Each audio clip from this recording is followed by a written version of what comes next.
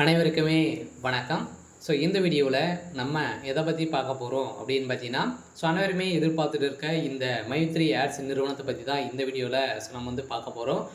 நேற்று வந்து பார்த்தீங்கன்னா நீதிமன்றத்தில் இந்த நிறுவனத்துடைய வழக்கு வந்து பார்த்தீங்கன்னா நிலுவைக்கு வந்து வந்தது. இந்த வழக்கின் அடிப்படையில் நீதிமன்றம் என்ன தீர்ப்பு வந்து வழங்கியிருக்காங்க. அதே மாதிரி இந்த நிறுவனம் செயல்படுமா செயல்படாதா என்ன அப்டேட் வந்து கொடுத்துருக்காங்க அப்படின்ற மாதிரி நிறைய பேர் வந்து பார்த்தீங்கன்னா இந்த நிறுவனத்தில் என்ன அப்டேட் கொடுத்துருக்காங்க அப்படின்றத ஆவலுடன் வந்து எதிர்பார்த்துட்டு வந்து இருக்காங்க. ஒவ்வொரு மாதிரி வந்து பார்த்தீங்கன்னா சொல்லிகிட்டே இருக்காங்க. இந்த நிலையில் இந்த நிறுவனம் மீண்டும் செயல்படும் அப்படின்ற மாதிரி நிறைய பேர் பேச்சுவார்த்தைகள் வந்து பார்த்தீங்கன்னா இது மாதிரி பரவலாகவே பேசப்பட்டிருக்கு. இது வந்து உண்மையா, இதில் பணத்தை இழந்தவர்களுக்கெல்லாம் பணம் வந்து கிடைக்குமா கிடைக்காதா, இந்த நிறுவனம் மீண்டும் செயல்படுமா செயல்படாதா, என்ன அப்டேட் வந்து கொடுத்துருக்காங்க அப்படின்ற மாதிரி நிறைய பேர் வந்து பார்த்தீங்கன்னா சந்தேகத்தில் வந்து இருக்காங்க.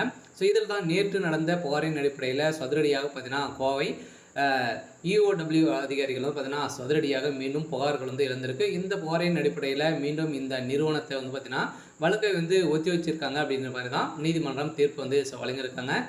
வருகின்ற இந்த மந்த் இறுதிக்குள்ளே பார்த்தீங்கன்னா இந்த தீர்ப்பு வந்து நிலவுக்கு வந்து தேதி குறிப்பிடாமல் வந்து வச்சுருக்காங்க.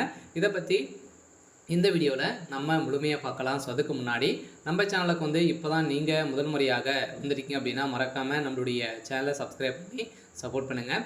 வாங்க வீடியோக்குள்ளே போகலாம்.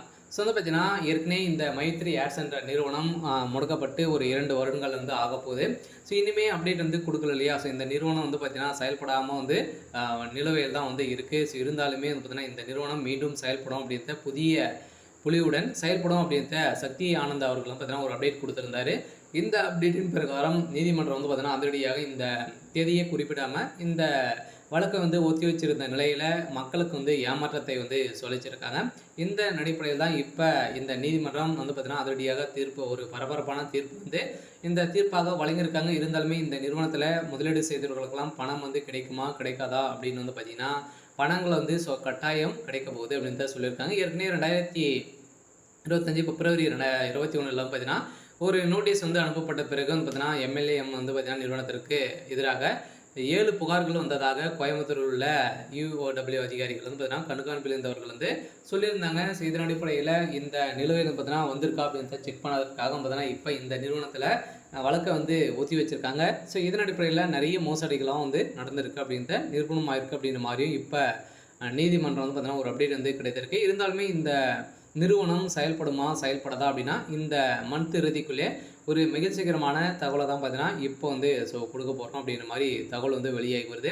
இருந்தாலுமே என்ன நடக்க போகுது அப்படின்றத வெயிட் பண்ணி பார்க்கலாம். இருந்தாலும் சக்தி ஆனந்த் அவர்கள் பொறுத்தளவுக்கு பார்த்தீங்கன்னா கட்டாயம் இந்த நிறுவனம் செயல்படும் அப்படின்ற உறுதியாக வந்து சொல்லிட்டு வந்து இருக்காரு. சரி, ஓகே.